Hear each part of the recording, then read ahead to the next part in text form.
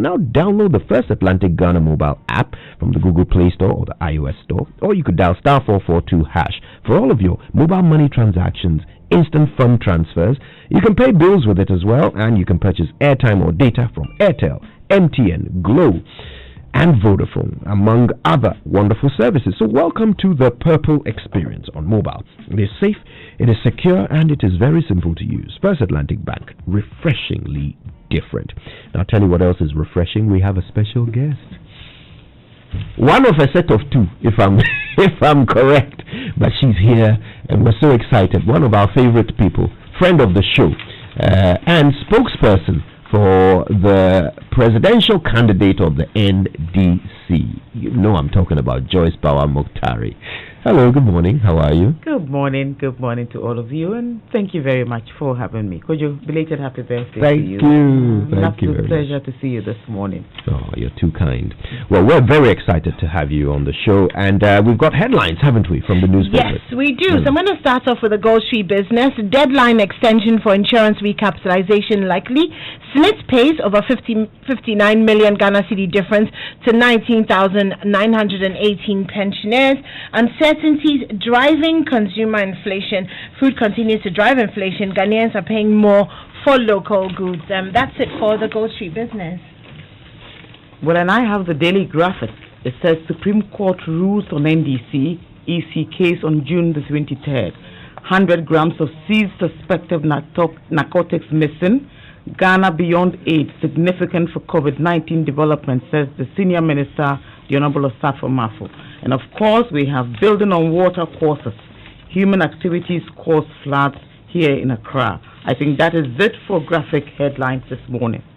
And the Daily Guide says NDC runs away from old register.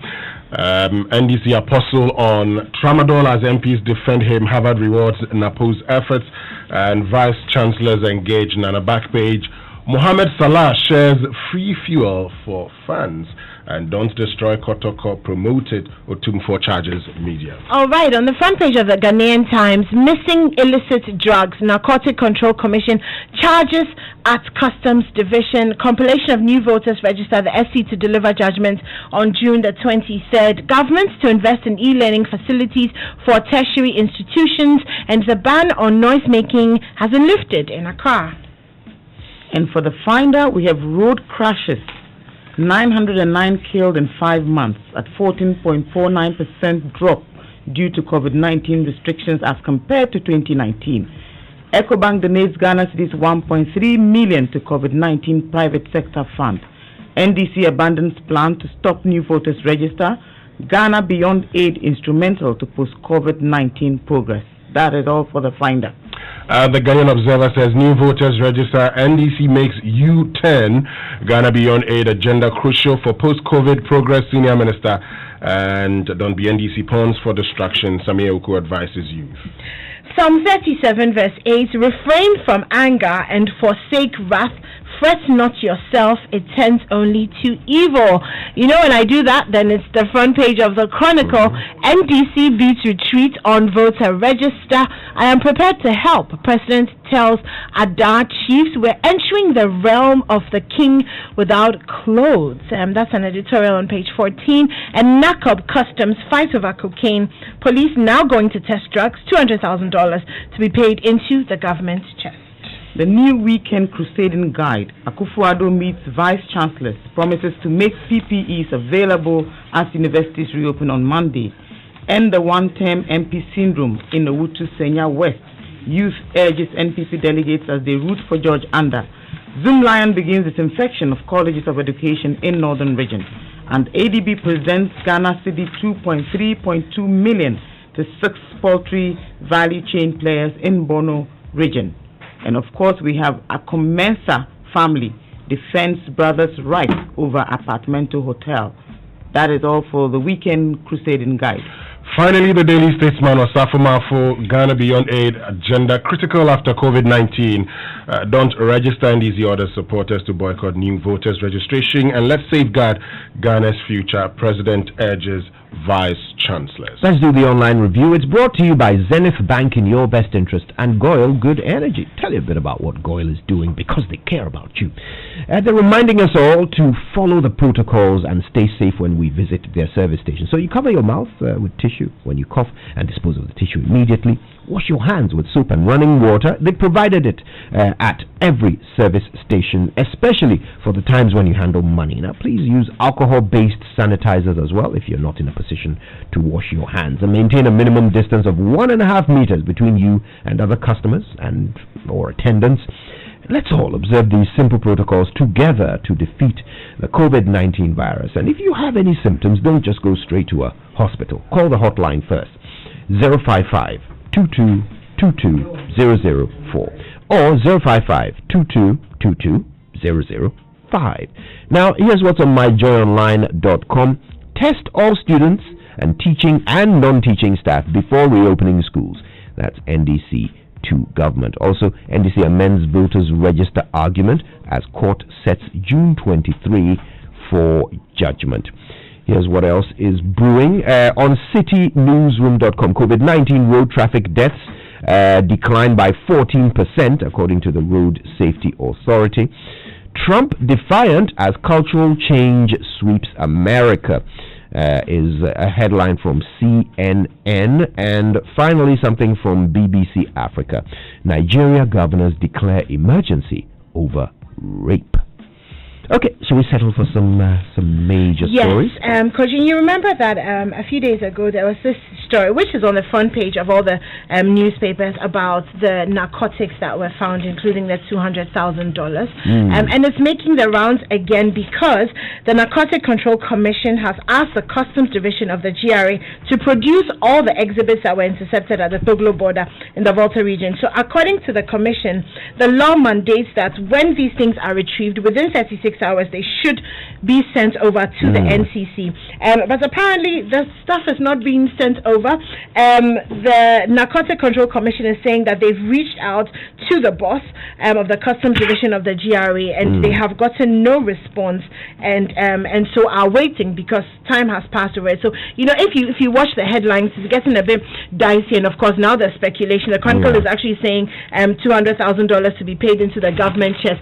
And we know, you know, from history that, you know, sometimes cocaine and things can disappear, you know, under. Yes.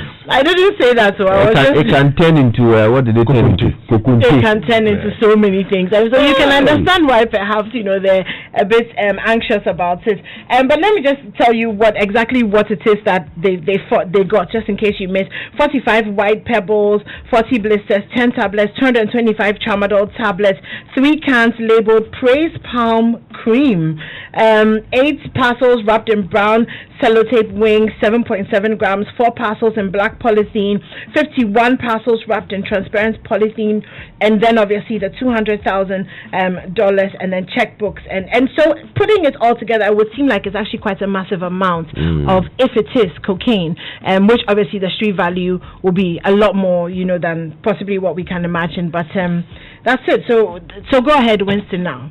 No, I'm just saying that you know, if you look at it, we're told that 100 grams of that whitish substance is expected to be cocaine. So the GRA is that how much it was? 100 grams. Yes. 100 grams. 100 grams. So not a lot. Yes. Include the missing 100 grams. Exactly. Suspected to be, but there are also other. Exactly. Those ones have been found. But the thing is that the Ghana Revenue Authority then invites the Narcotics Commission to come, and you know, so that they would all check that seized goods, only to realize that one of them, or the 100 grams of suspected substance, which is believed to be cocaine, can't be accounted for. And that's what led to all this, you know. And nobody even had the decency to leave some cocoa in its place. Well, totally unsettling. And I believe that this is something that has happened once too often. Something needs to be done. I think that when exhibits disappear for no reason and there are no explanations given, it actually leaves room for concern. And then you wonder just what persons who are left or have custody of these items actually do with these things. And of course, I do think that most of these installations now have cameras in the premises.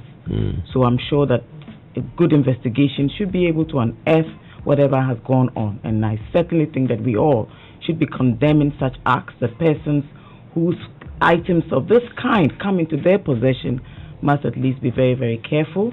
It doesn't actually look good on the institutions. It doesn't look good on the persons who are in charge. It reflects actually very badly on our attitudes regarding exhibits generally. But I believe that when it has something to do with narcotics, that leaves enormous and deep room for concern. And it needs to be checked. I think maybe the bigger question is about our chain of custody of evidence, and whether maybe it's time we had a second look at some of these processes and tighten them up so we don't see this happening. But this seemed quite simple. The procedure seems quite simple. So the NCC, you know, apparently it was a joint mission, so the NCC, you know, had it's very simple. Within 36 hours, everything must move to the customs division. So it's not that complicated. So then it does move within the 36 hours, and then oops, you know, this is missing, and so then the issue is raised. Yeah. So that the point is, while it's in the custody of the NCC, yes, what are the procedures for preserving evidence while it's in their custody, and at what point during that process did it disappear? All right. So, what else? What else is in the papers today? All right. So let's get to the daily guide that says NDC runs away from old register. You know, Joyce also has a bit of that story in the daily graphic, which she would share with us. So it says the opposition NDC has abandoned its claim that the Electoral Commission is enjoined to compile the register of voters only once at the inception of the Constitution and not on multiple occasions. It has now made a tacit admission that the EC has the power and can compile a new voters register. That's according to that's how the daily guide actually covers it. How does the daily graphic cover it? Well, I think that the daily graphic actually covers it beautifully. You do also know that yesterday we're all in court. Indeed, there's a slight variation on how the graphic covers the story.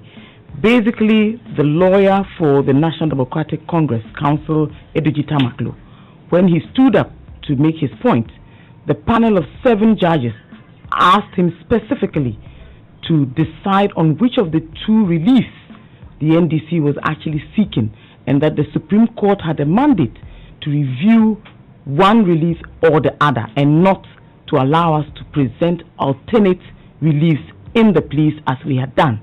So it was largely to do with the manner in which the pleadings were drafted and presented. Recall that initially, and I spoke to counsel this morning, when the matter was first brought before the Supreme Court, the NDC had requested 2 reliefs. The first one was to do with the fact that we were not in support of the compilation of a new register, largely because the existing register in its current position we believe is credible, it's good enough to go. Note that in CI 91 also, the Electoral Commission is allowed annually to review, to also reform the register as and when it deems fit. So there is always ample opportunity. Don't forget also that they are also allowed to register persons who attain the age of majority, which is 18, at regular intervals at least before any election per se. We also do have only 6 months to the next election. So certainly the Supreme Court, in its own wisdom, and as a lawyer I would not want to question the directions of the Supreme Court. It is the highest court of the land. It is their responsibility to interpret, to review portions of the Constitution as and when people who are aggrieved bring such matters to the Supreme Court. So which of the 2 reliefs did you drop? So what happened was that when we were asked to elect for one of the 2 reliefs, the NDC in its own wisdom decided to elect to go with the second relief, which was that we should allow the voters' ID cards, the existing voters' ID cards, to be used as documents of eligibility either to vote or register to vote. And the first one that was dropped again was is? To do with the compilation entirely of a new register. Right. Exactly. Okay. In fact, I so found that is not being contested anymore? Well, for this particular suit, but of course it does not in any way preclude us from coming back with another, because this could also be a procedural matter, and that the counsel for the NDC can decide to file a suit on this other matter. But of course, you do know how the court can get very sensitive sometimes, and so we will want to be guided by the matters that are currently before this eminent court. And we're looking forward to the ruling on the...